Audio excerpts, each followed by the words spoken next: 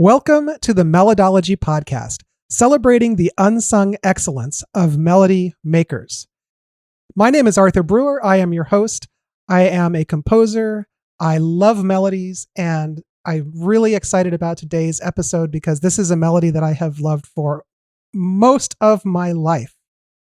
Today, joining me, I have somebody who is what I would refer to as a social media friend who turned into somebody who I consider a very, very good friend, even though I have never met him in person. Today's guest is Tony Manfredonia. Tony Manfredonia is a composer and orchestrator for video games and concert halls. He currently lives in Petoskey, Michigan. He provides a multi-layered and sensory experience through expressive, colorful orchestration and intricate melodic counterpoint. He adds sonic perspectives to stories, environments, and everything in between through massive orchestral productions as well as intimate atmospheres. He also creates music as a singer-songwriter, blending his orchestral expertise with indie rock, such as his albums Rosewater and Lost at Sea. Welcome to the Melodology Podcast, Tony. Thank you, Arthur. Happy to be here. I'm so excited to have you here. It's the first time we've had a face-to-face conversation. I know. It's crazy. And this is the first time that I've had a chance to geek out about just a single theme like we're going to be talking about that is iconic and relatively short and is so beautifully crafted. So I think this is going to be a really fun episode. Yeah. Tell us about your background in music. Like, how early do you remember music in your life?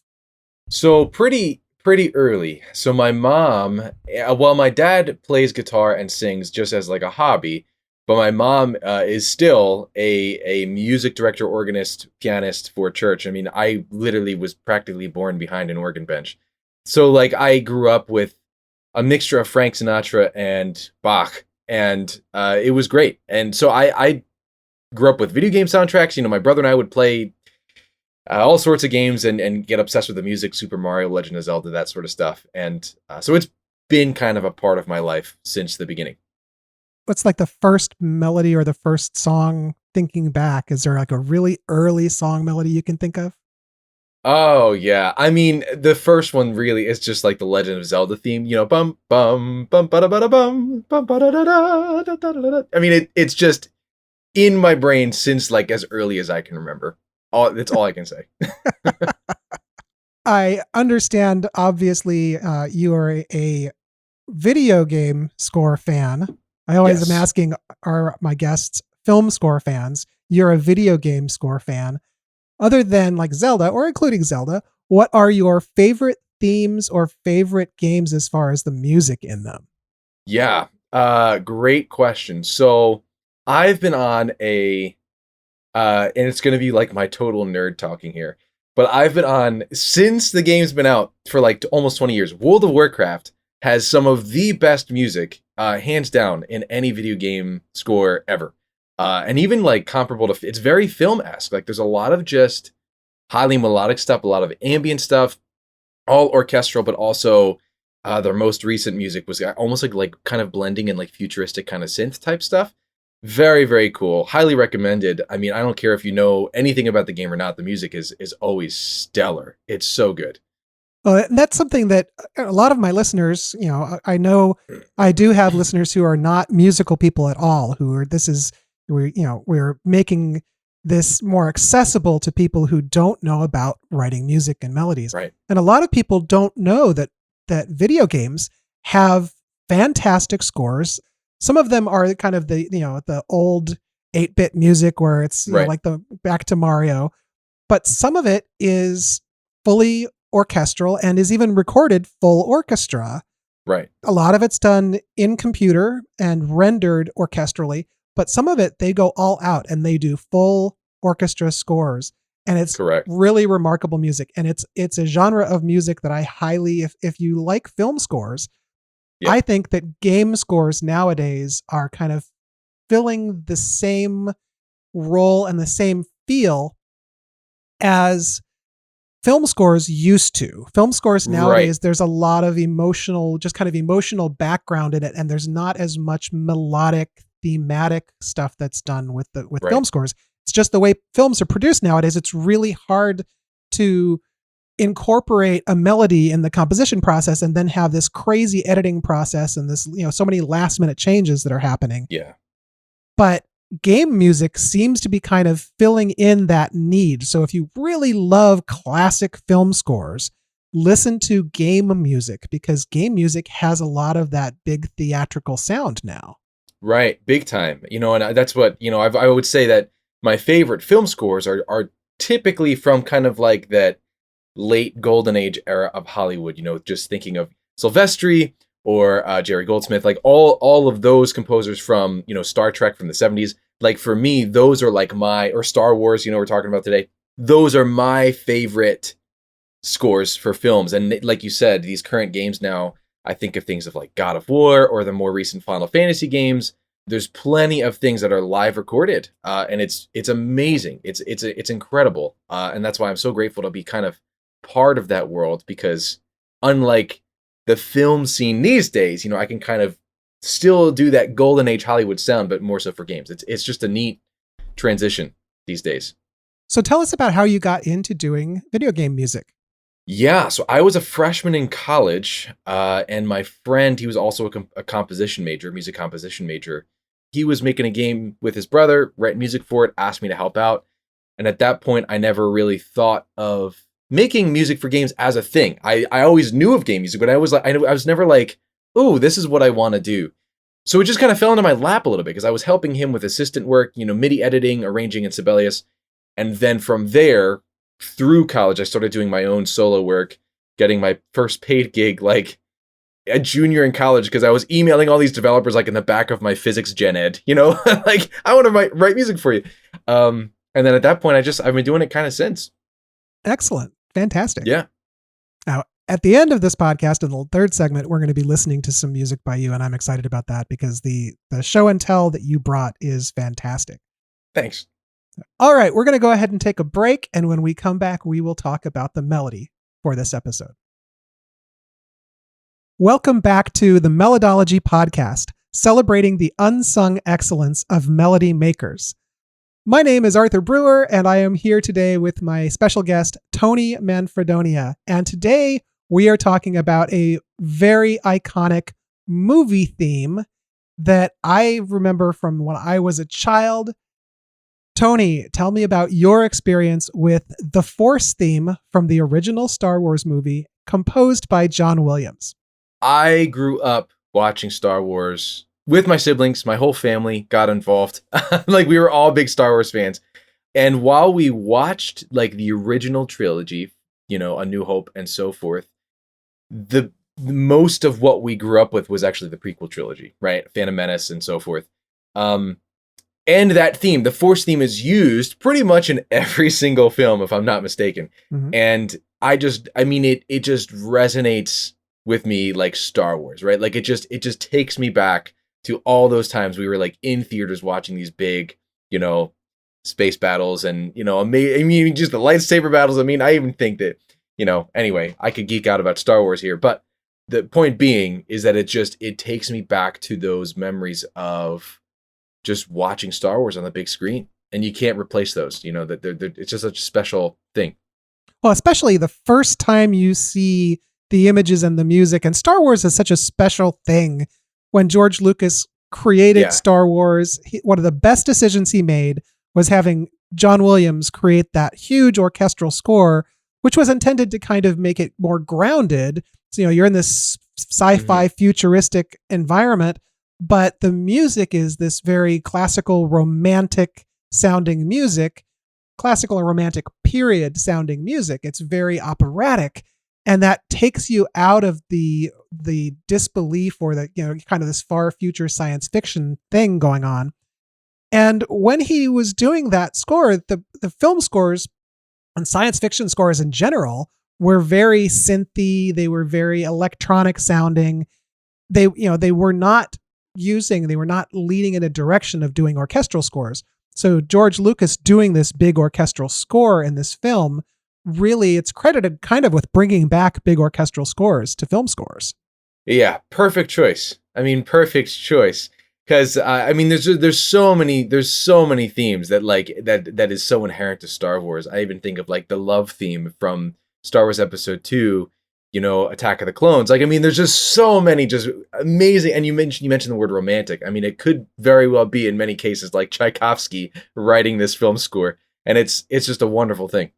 Right, and we've talked about how in different film scores, you know, for example, another episode we were talking about Raiders of the Lost Ark. And in Raiders of the Lost Ark, it's also a John Williams score, very thematic, very adventurous, but very iconic and very connected to that film. It feels like that character and it feels like that film. And this music for Star Wars, it's very, very operatic. And in this case, I was talking about this on a previous episode with Matthew Beardsworth. For Star Wars, the first movie, John Williams was given a temp track of a bunch of different classical music or opera music and so forth. So he was given Rite of Spring. He was given various different pieces that he broke his own rule that he kind of had, or he did something different than he normally would do in that he listened to the temp track that George Lucas had done. Wow. Normally he wouldn't do that, but in this case he did. So you can tell there's probably Scheherazade in there by Rimsky-Korsakov. There's all these different pieces of classical music that very much influenced that. There's a lot of stuff that sounds like Elgar. And so the music is, you know, a lot of people complain that the music of Star Wars is derivative. But that was kind of what George Lucas was, you know, that was what it was coming from. And rather than doing something like they did in 2001, A Space Odyssey, where they literally used pieces of well-known music from the classical and romantic repertoire, he wanted to have new themes and have new music that was going to be grounding this amazing film and these very outlandish visuals so that they could, you know, again, ground people in reality and make people feel more comfortable and more like they're, you know, they're familiar with the sounds that are in the music. So it makes it easier for them to be familiar with this crazy environment. And so I don't know if the Force theme has a specific derivative that it's taken from or that it comes from, but it's just this very iconic piece of music. In the very first movie, the really famous part of the movie where it is where the character Luke Skywalker is standing looking at the binary sunset. He's looking at these two suns setting. Yeah. And this theme comes in and, you know, just swells like mad. It's got that beautiful French horn, really high French horn that plays. And it's just a hugely emotional moment. And the theme became so iconic originally that, you know, I don't think that John Williams thought of it as the Force theme as much as kind of like a dreaming theme or a longing theme, and it turned into what everybody thinks of as the theme that represents the Force. It's funny because as we look at it, you'll see there's some stuff in it that is just so completely simple. There's a certain mystery to it, and I think it ties well with the idea of the Force being kind of like this unseen yet so powerful entity, if you want to call it that, you know, within the Star Wars universe. There is that mysteriosity to it, if that's even a word. And the French horn, I think, especially captures that really well in terms of, but that's orchestration. That's not the point of this podcast. But anyway, like even just melodically, it does capture that mystery, but also the grandiosity of it as well. Well, it does that. And I noticed there's sort of a martialness to it. There's, of course, it soars. So as we look at it, we'll see it reaches upward, which I think is kind of an interesting thing to it. A lot of the melodies, it's just kind of a standard thing with melodies is they tend to go up and then they come back down. This one does it in a really driving, beautiful way. Let's just go ahead and start looking at this melody. Sure. Because there's so much to see and there's so much to talk about. I'm going to play just the very first phrase from the Force theme. And here it is.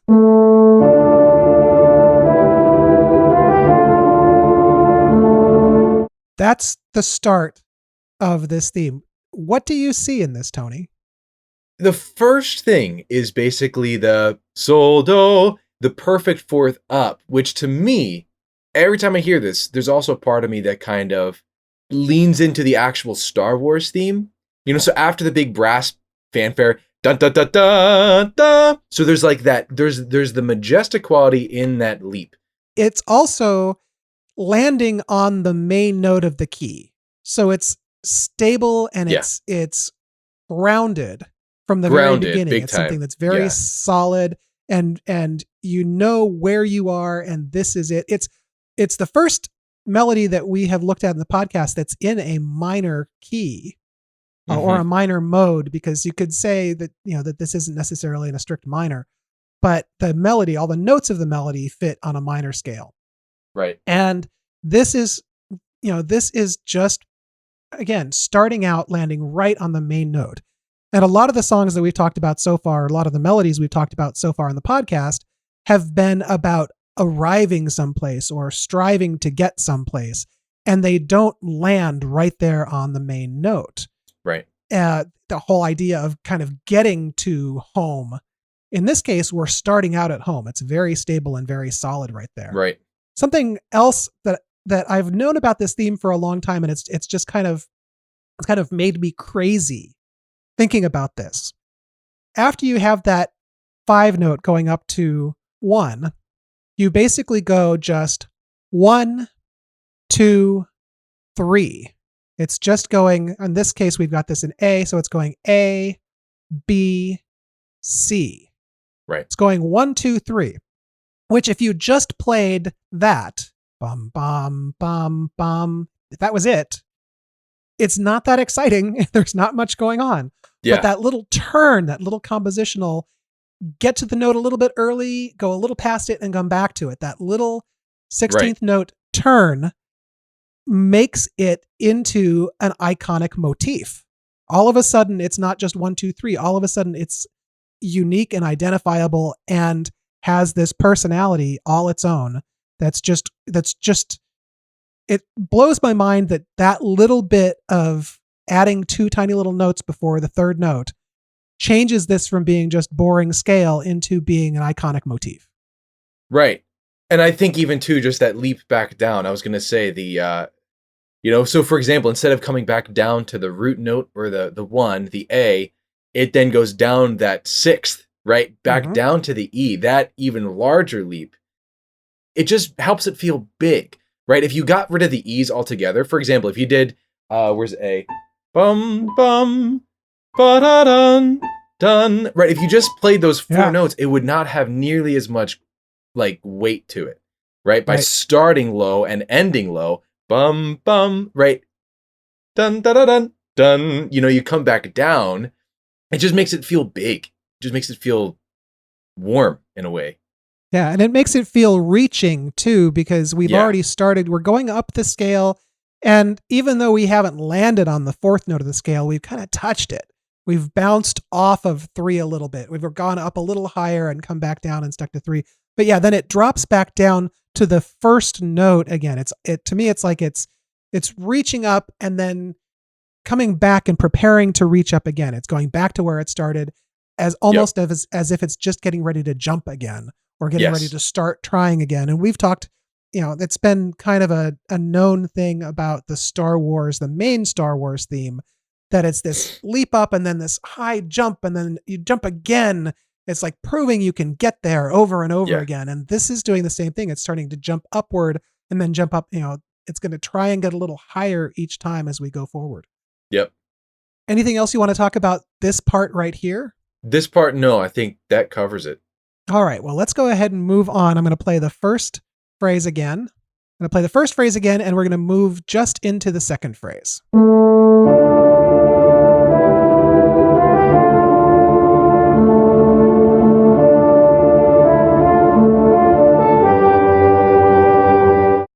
What are you noticing about this second phrase now?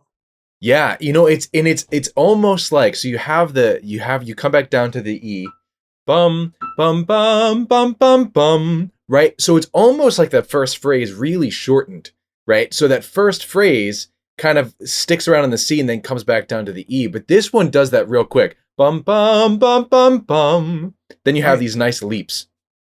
Da, da, da, da, right? It just leaps up, like you said. Almost like each little phrase is perpetually opening up the trap door a little bit more, right? It's almost like, okay, the first you push it a little bit higher, you're opening a little bit more, and then we'll get to the next phrase after that. But it just, and I think especially the intervals, it's you go from the middle of the center measure there you have here, C down to an E, back up to the C, then a minor third down, and then up to another E. So it's very intervallic in that moment, which feels very heroic, I would say. Right. Again, it's kind of martial. So far it's very much also, to me, it seems like we're dealing with something that could be a bugle call in some ways, because it's sticking with those notes until you get to that what's on this case a D. And let me remind listeners that if you would like to see what it is that we are viewing, you can see the video on Patreon. So patreon.com/melody podcast. And, we're looking at this middle phrase. It speeds up the first three notes. So we have that 1, 2, 3 happening now just in 2 beats instead of across a whole measure.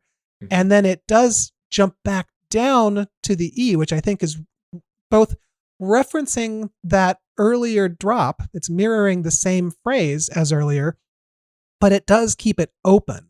Because I've kind of played around, like just played this. What would it sound like if it went back down to the A only instead of going all the way up? And it doesn't sound as iconic, and it just doesn't sound as rich as when you drop all the way down to that E and then jump back up to the C. And now we've got also a triplet rhythm. So it's kind of speeding up things. As it's moving higher, it's also getting more energetic. Mm-hmm. And then finally landing on the fourth note of the scale. So we've gone 1, 2, 3 and kind of peaked at 4 in that first phrase. And then we're going 1, 2, 3, and we peak at 5. The last note in that triplet before we land on the next measure is the fifth note of the scale. So we've just barely touched the fifth note of the scale, and we drop back down to D. So we're continuing to reach up, but we didn't quite get to the fifth note of the scale. We didn't quite get there, but we land on the fourth note of the scale. It seems just inevitable that we've been aiming for that fourth note of the scale. We're on the 1 chord going up to 4 chord. That's a very, jumping up a fourth on the chord is just a very solid transition for chords. But this chord on the 4, it's the major 4 chord. If this was just a regular minor key, that would be a minor chord. In MuseScore here, I'm just going to quickly make this a D minor, and you can hear how that would sound.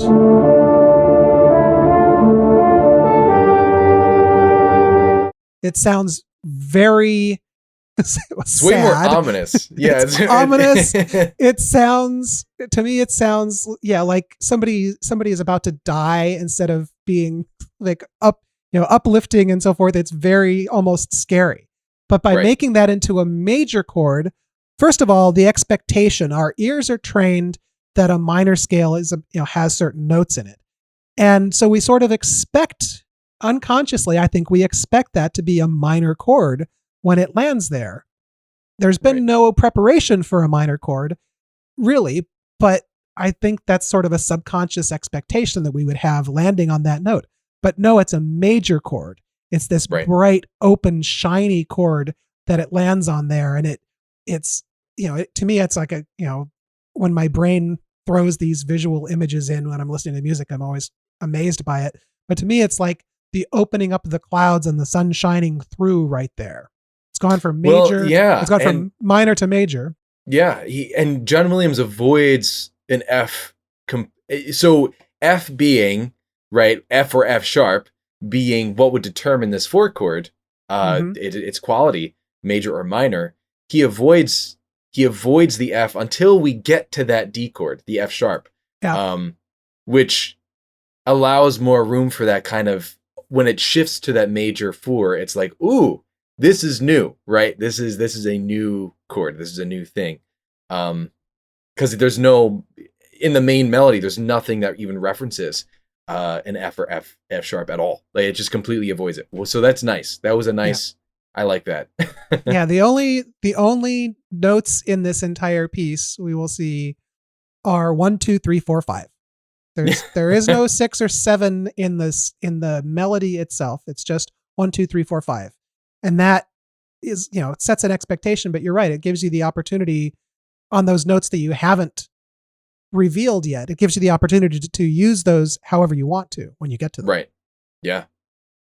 All right. I'm going to go from that phrase again, Sure. and then move into the third phrase of this theme.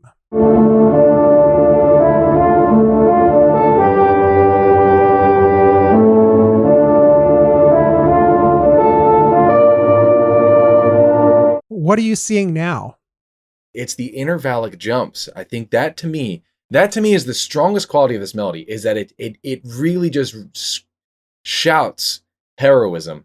Dun dun dun dun dun. Right? It's triumphant. It's a massive like adventure all in one moment. That's what intervallic leaps do, right? Especially in this type of harmonic context, is that it, by having these leaps, especially comes down, then leaps up, comes down, leaps up, it does feel like you're almost like climbing up on top of a rock and like cheering, yeah, right? Like it has that quality to it.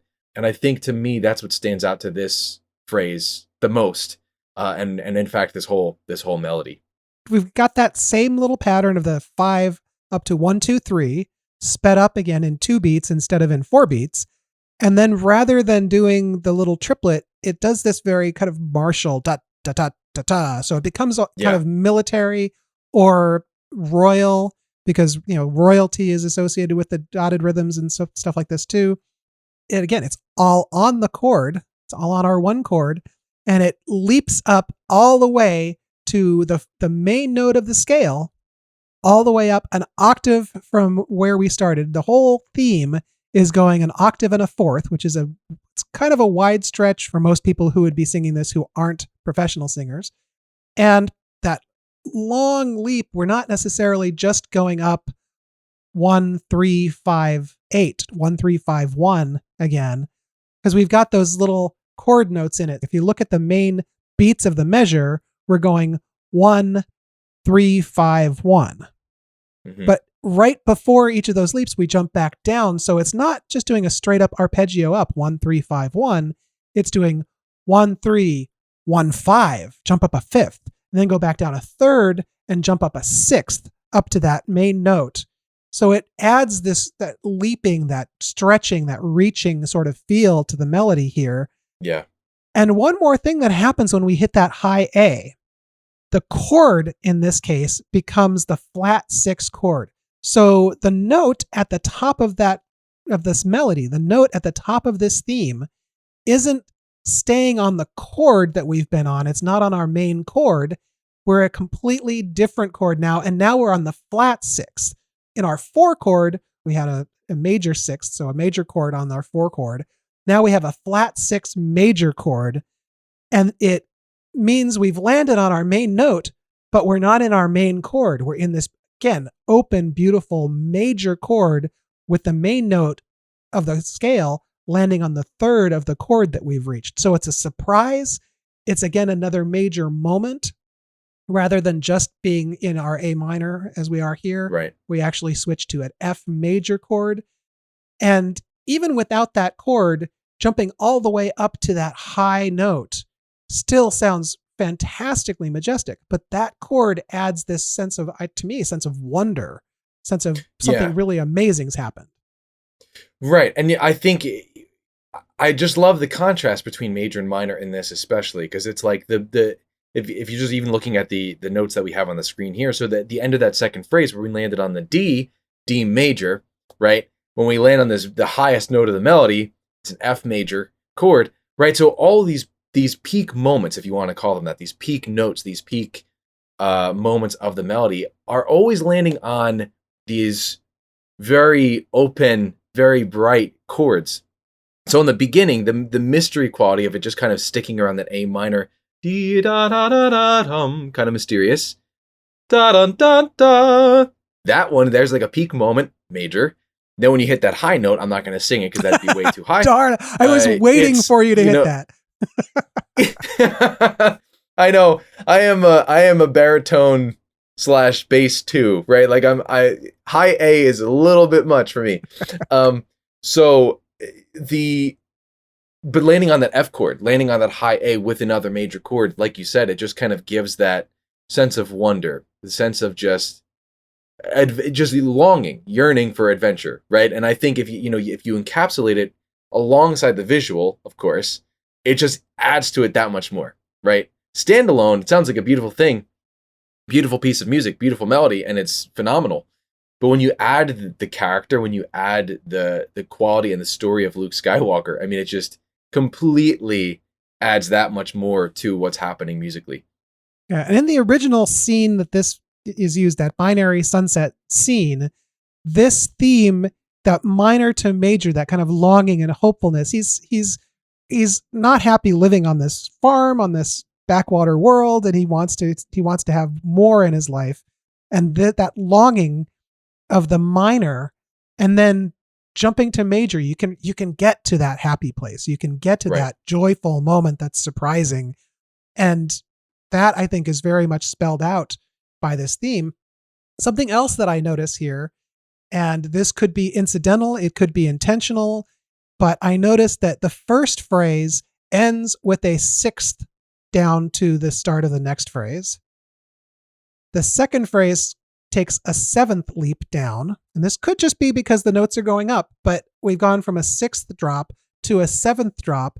Now, this next part, when we get to that high note, it drops down an entire octave before it goes to the next phrase.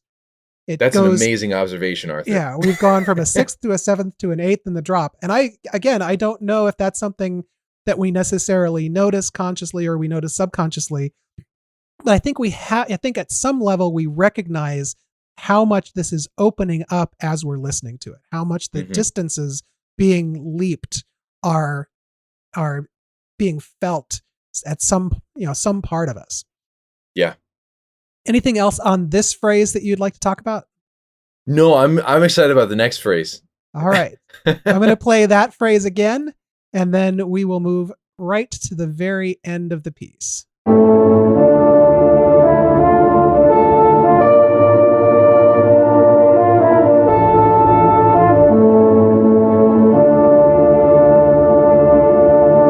What are you seeing in that final phrase of this? What I love about this ending, and this is me just kind of like being a voice leading / counterpoint freak and guru and geek. I love that the triplet that he uses here, after the octave, the triplet starts up. So he goes down the octave, then goes up a minor third, then comes down, then goes back up again, rather than going up the scale to the E, right? Mm-hmm. So after the octave, right, instead of going in that triplet moving up like scalar motion to the E, he does this triplet da da da da, adding even yet another leap, right? It's a constant leaping. It's a constant making sure that there are these open intervals. And by kind of going down first and leap, it allows room to leap up rather than just going up to the scale to the E in the latter half of this phrase here. So I don't know. To me, that is just so cool. I love it. And it makes it more iconic. It gives it more of that iconic feel by, instead of going up, it comes down, then leaps up, right? Yep. And it does the same. So it's kind of doing the same thing. Earlier, we've got those dotted rhythms where it's going 3-1-5, 3-1, all the way up those right. leaps. So it's kind of doing that, but it's got this triplet. There's only the other one triplet earlier in the second phrase that we've got the triplet there. But we have that, we do have that going up and then down to leap again.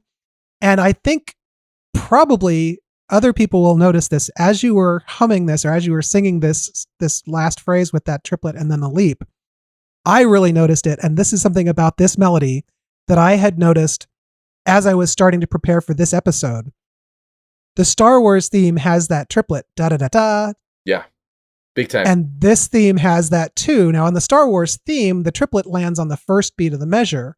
But I again, was this something that was intentional? Was this something that was just John Williams being amazing? Was it a complete coincidence? Don't know. but we have that triplet and a leap that really does mirror the main Star Wars theme. It's not exactly the same intervals, but we have triplet and leap right there that really does harken back to the main Star Wars theme. And I wonder, I've always wondered this too, because I've noticed that too. I've always wondered which one he made first, the chicken or the egg, right? Like, was it the Star Wars theme first or this Force theme first? And it always, and again, you raise a good point, like whether it was subconscious or intentional, I think is besides the point, but probably knowing the fact that he was working on this as a cohesive unit, I'm sure there was probably an intentional, I could be wrong, but that's my gut sense. It's also something that if he was working on them completely separately, he could have said, how can I tie these two pieces, these two melodies, these two themes together? And how can I make this overall score more cohesive? How can I make the whole thing related together? And he might have put that in after the fact. He might have said, well, yeah, maybe. This can tie into that. So that's a possibility. Yeah. It'd be funny if we should ask him and he'll say, oh, I had no intention of doing that at all. Yeah, probably. Yeah, right. Just completely subconscious brilliance. And the other thing about here, this is where I really feel that this is kind of like a bugle call. This is where it reminds me of something like taps or one of the military bugle calls where it has this last phrase. I'll just play this last phrase again.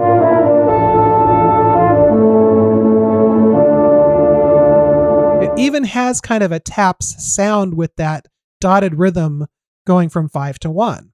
Right. And it's all, I mean, if you think about, not to get again too in depth with orchestration, but the early trumpets, the early horns, there were no valves. So everything almost had, most melodies were all these series of intervals, right? Right. And so that's why taps is created the way it is for that purpose alone. And even the descent, right, coming down from the 5, 3, 1, 5, that descent, especially to me, to my ears, it's like, wow, yeah, that to me feels like the bugle call, and obviously, of course, then that perfect fourth at the end. But totally, I completely agree. Yeah, and that's also, that phrase is almost exactly the same as the end of the taps bugle call. Right. Yeah. And it's very, again, we're back in minor, although I have to point out we have this 1 6 4 5 1 cadence. We have this very traditional, very solid. We're going from a chord that is preparing us for the last chord before we end up being home. It's like preparation for it. Then we're in this 5 chord that's just, we're almost there. It's that Beethoven ending where you've got 5 to 1. That very traditional sounding cadence right there, I think also does more to ground this. It's not some crazy chord progression. It's very, very traditional, very well known. People would have a reaction to that, just that cadence alone, as being something that has finality and has solidity to it. Right. Yeah. And I think that's what definitely keeps these scores grounded, because obviously there are like the big space battles and all the, the very just action oriented music, but almost all the themes, the concrete themes, this one especially, they almost always have that sense of finality you mentioned, right? They almost always have this, here's the beginning and here's the end. Everyone can kind of grab onto it and latch onto it and hum it back from start to finish pretty much immediately after they walk out of the theater, right? Even if they can't hum the entire Force theme from beginning to end after seeing the movie once, they're probably going to be able to hum that first 2 measures, that very simple 1, 2, 3 with that little turn of notes in there. That, that suddenly it's no longer just 1, 2, 3. Now it's iconic. Now it has its own DNA to it. It's really suddenly identifiable. That, and of course, if you hear that music starting, it's used in all 9 of the movies. And and when you hear that, somebody's thinking about the Force, or they're thinking about, longing or stuff like that. It's just really, really iconic. John Williams' use of motifs, and in this case, the term leitmotif really is appropriate. Leitmotif means referencing specifically to a character or to an object or to an occurrence. It's a motif that you're using this motif to identify something. That's a leitmotif. And he does that brilliantly, and he does it throughout the films. And in this case, the Force theme, when you hear it, you know what's going on. You know what they're trying to do emotionally, or at least you're reacting emotionally the way that they want you to because this music is in the background. Right. Yeah, definitely. I don't want to go too far away from this melody specifically, but like this is something, the idea of leitmotifs is something that is used in these larger, almost art, role playing game type things, Final Fantasy, where you have like the Final Fantasy theme at every Final Fantasy game. There's like 16 now or something. The Final Fantasy theme, but within each game, you have like the main character theme, you have like the villain theme, and those themes return and recur.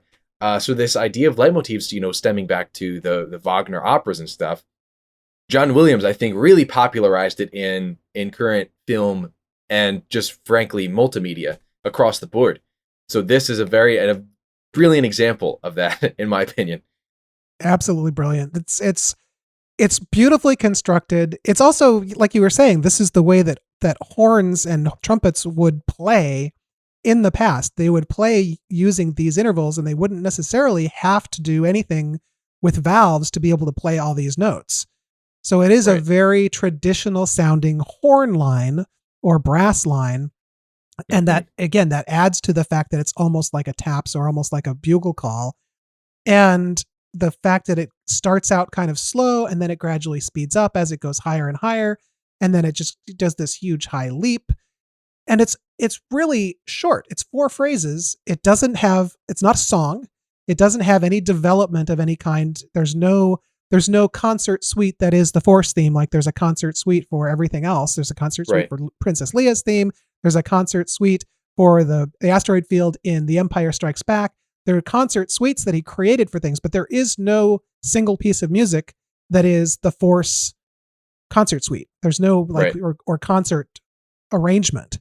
It's just this long theme that starts out and finishes, and it tells a whole story in itself in just a short number of measures. Yeah. And it's all it needs. I mean, I think a concert suite would suddenly be like trying to compose something new, because even John Williams has never extended it to be, anything longer than what it is here in any of the films. I think there have been like alternate uses of it, like in trailers that maybe trailer composers kind of incorporated or something.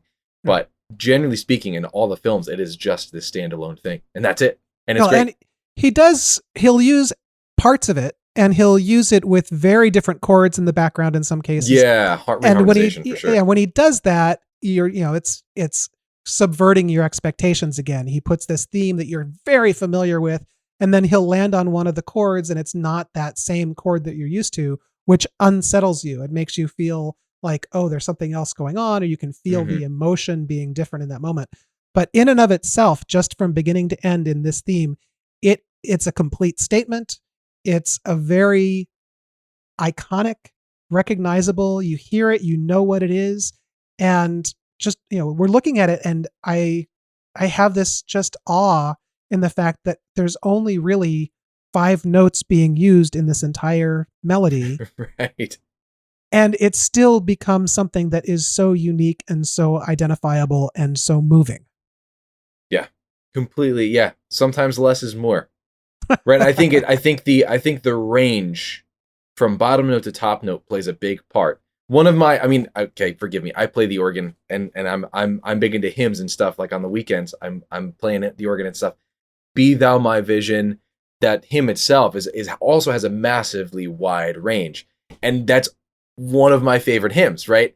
And I think there's something when you have this like octave plus a fifth or octave plus a fourth, whatever it is, it just like you said, you have more room to open the melody up. You have more room to expand it and really push the limits, right? So you can kind of let it grow. You can push up that trapdoor a little bit, come back down, push a little bit more, come back down, and then really let it soar.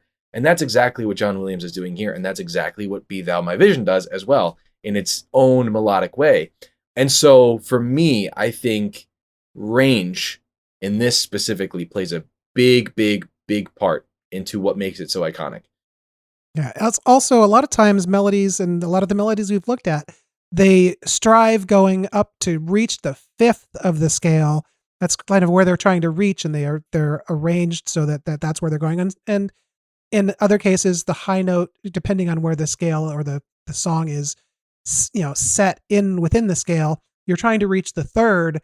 The fact that this really focuses on the first note of the scale and then goes all the way up again to the first note of the scale, even though we've got a different chord when we get to that really high chord or the highest note of the melody, even though that's a different chord, it's still, you're landing very solidly. We are here. We're not going to stray from this place that we're in. And that's something else about the way that the theme is written and the way that, what the theme kind of means, that I think is, brilliantly represented in the music. Right. Completely agreed. All right. Anything else you want to say about it? No, I mean, I think it speaks for itself. I'm just here to say how much I love it. Right? That speaks for itself. It really does. All right. Well, let's take another break and we will come back and we will be talking more with Tony Manfredonia.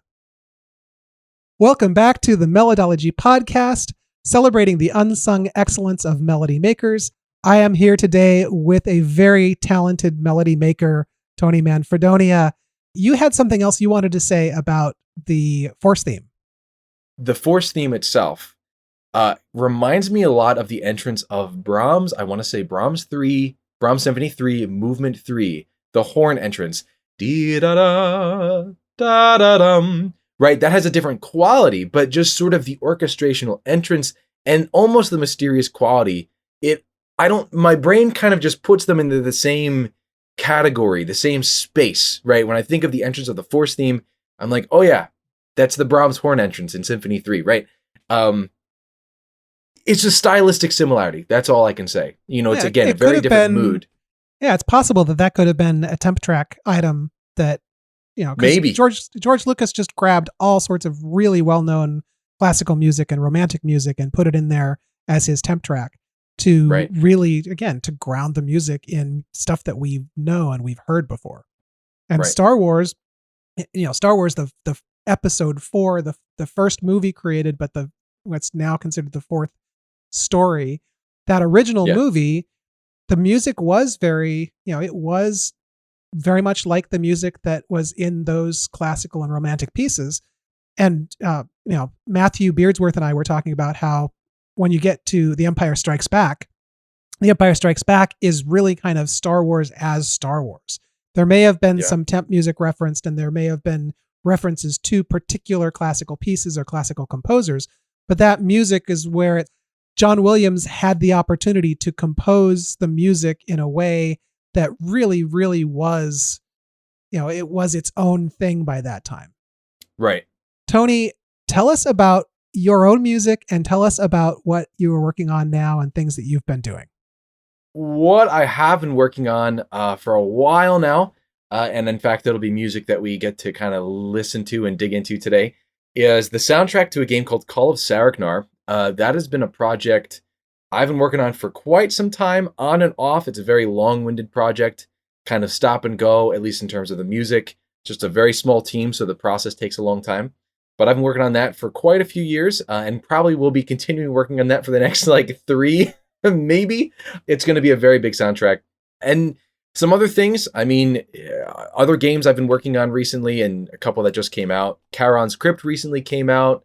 That feels very much like Bach mixed with 8-bit Game Boy sounds. Evercraft Online kind of blends Minecraft with more medieval, EverQuest type stuff. That is all very orchestral, but sounds like it's coming out of a 1999 Roland, which is fun. And then Sunday Sailing is another game I'm working on, which is actually you're a moose and you're delivering ice cream to the islands of Norway, no joke. Oh, and that sounds so fun. The music's all very orchestral and very whimsical. So that's been very, very fun. And of course, I'm doing my concert music stuff too. I just premiered an oboe concerto, which was exciting. Matt Salvaggio conducted that, and Joshua Loredig played oboe for that. So I'm still doing the concert music stuff, writing a brass quintet today. I started, lots of things going on. So tell us about this track that you brought for Show and Tell. Sure. So the main theme for Call of Saregnar this is something that I had already written a few tracks for the game. A lot of like, whether when you're in a shop or you're in an inn or you're exploring a town or a village or whatever it is, the main theme came a little bit after that. In fact, I wrote the main theme itself maybe back in 2018, but I didn't get it live recorded until the game's budget kind of allowed, kind of getting more publicity, more patrons, and so forth, and that allowed me to hire out the Budapest Scoring Orchestra to record it live, because I wanted to do the main theme justice. I was like, I could use my virtual orchestra stuff. I was like, but what the heck? I'm going to go the whole hog with this. So I wrote that back in maybe 2018 or so and got it recorded last spring. So a year ago, actually, probably like today. And it's very adventurous, right? The game is in very much a medieval setting, but the music itself kind of actually leans sometimes into the more modern, romantic, almost Rachmaninoff style, or even Rimsky-Korsakov type, right? So it's kind of a medieval, romantic, modern blend, if you want to look at it that way. And the theme itself, the main theme itself, kind of like what John Williams will do, like I've already used in other tracks throughout the game, when certain things happen to certain characters that maybe is not so nice, kind of using it, but in a more ominous way, right? So it's been fun to kind of even create my own little leitmotifs for this. It's been a blast. So I'm excited to share this with you. All right, well, let's take a listen to that. Let's listen to the whole thing first.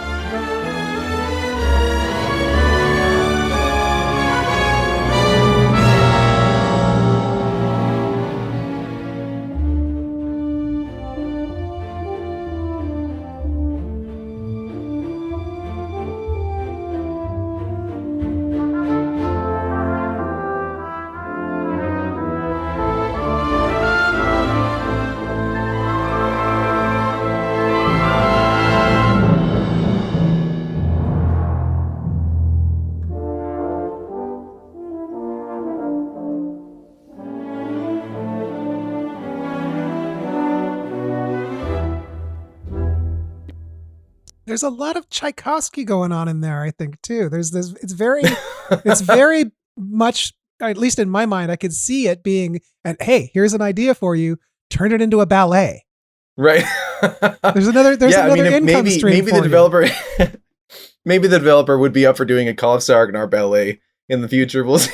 Well, I appreciate that. I mean, I'm definitely a big fan of Tchaikovsky and his orchestration methods. I mean, it's a lot of the orchestration itself in the game is a lot of my approach to orchestrating definitely just stems from that romantic period as it is, right? So yeah, it was, all I know is he said we want it to be adventurous, right? So I said, okay, I'll do my best. Tell us about this theme that you created. Yeah, so the main theme, ba-da-ba-bum, bum, bum, bum, ba-dum, ba-dun, dun, dun, dun, right? 6/8 to me. So first of all, I want to talk about the time signature. 6/8 to me always feels way more adventurous and way more kind of momentous than 4/4 or 3/4. Almost everything is a triplet. Like, it kind of has that feel, right? If you want to look at it in that very non-music theory perspective, everything feels and looks like a triplet. And so for me, that was kind of the starting point. I was like, okay, I needed to be in 6/8 or 9/8 or something that has that compound vibe to it. Kind of like what we were talking about with the Force theme, the John Williams theme, in that second, right? So not the pickup notes, dee-da-dun-dun, dun-dun, dun dun dun dun dun dun, that little bum ba-dum, that little turnaround, to me, just to give it some life, to give it some motion, to give it some character, rather than just going dun dun dun dun dun dun. If it just sat there on the G, it would be a little bit too stagnant, in my opinion. And then, of course, there is like the, kind of moving into the second half. There's almost like this latter half, dee da da da da da da da dun, and it's both the rhythmic kind of structure that gives it again that forward motion, bum ba bum bum bum ba dun dun, kind of mirrors or mimics itself or imitates itself, but then using that E sharp, right, rather than an F natural. I figured some players might be more happy with an E sharp if they were sight reading it like in the moment. I don't know. I spoke with an orchestrator. I was like, what do you think they'll do here? And anyway, it was fine. But instead of doing an E natural, right? Bum ba dun dun dun dun dun dun dun. Right. If it went down too low, it might just feel not boring necessarily, but not quite what I wanted. I wanted that almost kind of like a Spanish shift in there, dun dun dun dun, like that little 1888 kind of romantic orchestra music, little nuance there, right? That I kind of wanted that little chromaticism to really just play with the harmonic structure of this whole thing, rather than just using like, here are the chords that are in the key of E minor. I don't know. I wanted something that kind of had a little bit more chromaticism to it. And that's the thing too, is don't ask me why it's in a minor key. That is not that was not a conscious decision. But at the same time, it still feels fun and adventurous at the same time. And I don't know why. It reminds me of pirate movie themes and things like that. It's almost swashbuckling in it. Right. And that one accidental, because the whole rest of the piece, you're basically in a minor scale, but that one little accidental does throw in, it's a nice surprise. It's something you're not expecting. It's also, looking at the melody here on the screen, you are kind of like, we're not quite going to land at home yet. You're almost to the end where you're expecting that you're going to land on the main note of the key. You're going to get back to one. And right there in that second, third to last measure, nope, I'm not quite going to let you land on that one. We're going to kind of take you just a little bit someplace different. This is also, looking at this melody, the arc of your melody has that upward motion. You've got starting on 5, going up to 1. The second measure of the full melody, the second full measure, you have landing on 3 and just stretching a little bit past 3. And then in the next phrase, you stretch a little bit past 4. And then the highest note in the melody is 5, and you land at 5, and then you come back down to home. Right. I will say the original melody. So before when I was orchestrating it for the scoring orchestra specifically last year, the original melody I did have a little bit different in that measure 9 on the screen. Measure 9, dee dun dun dun dun. Right. It's more of a right now. It's more of it. It repeats that B, da da dum bum bum. I actually had it as da da dum bum ba da da dum. And when I was orchestrating it, I was like, it felt like too much. It needed something to kind of just needed to sit on that tonic, da da, just to root it down a little bit. Kind of going up and coming back down. Yum bum. Felt a little. It was almost like, yeah, you would see someone like leap on the stage, right? It was a little bit too dance like at that point. And it sounds like you're singing the 7 down to 1, which I think, harmonically, it sounds. So I've got a graphic that I created of showing the notes of a scale like steps and landings. And between the steps of the scale, if it's a whole step, there's a tiny little half step that you can take if you want to, but that's not part of the scale. And the steps of the scale are easy to land on. And the notes of the chord are landings. So you can imagine jumping from one landing. It's just a one step, two step, just jump from one landing to the next. But that 7th, going up and coming back down from the 7th, would be kind of a hard note to jump up to and land on it. Right. Thinking of it visually like that stair step. And I notice a lot of the times that stair step analogy, that metaphor, works visually as well as as consciously. Well, I'm on this step. Where do I go? Or where can I jump to and easily land? When you're in a particular key on a particular chord, that those jumps are easier when you are jumping to a note that's in the chord you're on instead of jumping to a step that's somewhere in there. Right. And you mentioned the swashbuckling feel, right? And literally the whole premise of the story of the game as you start, it's just two friends traveling south. So it was just these two guys, kind of unexpectedly getting themselves into a much bigger adventure, right? So there is that little bit of, I don't want to say comedic element. It's not funny or comedic, but it is just sort of this unexpected, almost like an unexpected journey. Like, not to quote The Hobbit here, but there is sort of just like, oh, we're just two guys like going to the next town, and they get kind of caught up in this big adventure.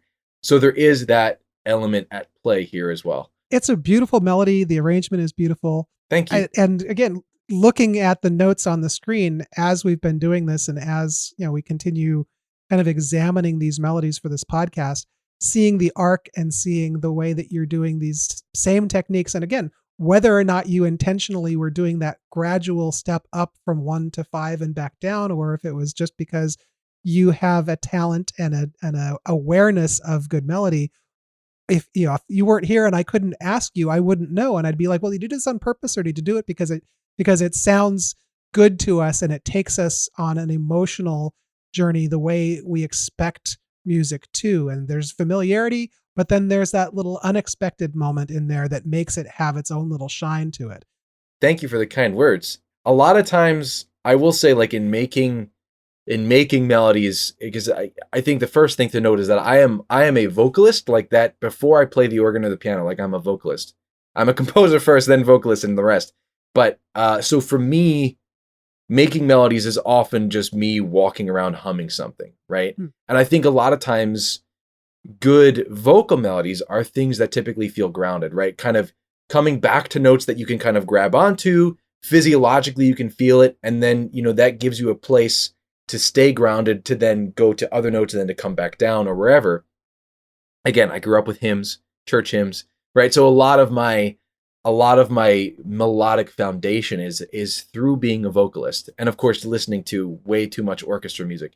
So kind of putting those two things together, admittedly, a lot of times I'm not thinking about, I'm going to go to the fifth, or I'm going to, like, thinking in terms of numbers and music theory, but rather, how does this feel? How does this sit? How does this, when I sing it back, what does it feel like to me and to, my wife? Sometimes she's my ears, like, what does this make you think of? And I was working on a game once, and she was like, it kind of sounds like the House of the Rising Sun. So I, like, changed it completely, right? So there was this, there are these moments where, to me it may feel like one thing, but to someone else it might feel like something else. Right. So.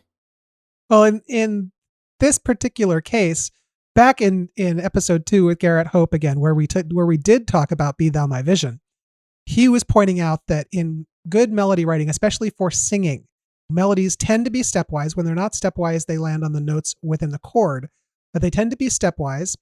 When there's a large leap, the notes tend to turn back around in the other direction. And in this case, you've got all of that going on. And you also, whether you intended it or not, this entire melody fits within 1 octave. So it's entirely singable, even by somebody who isn't a trained singer. Right.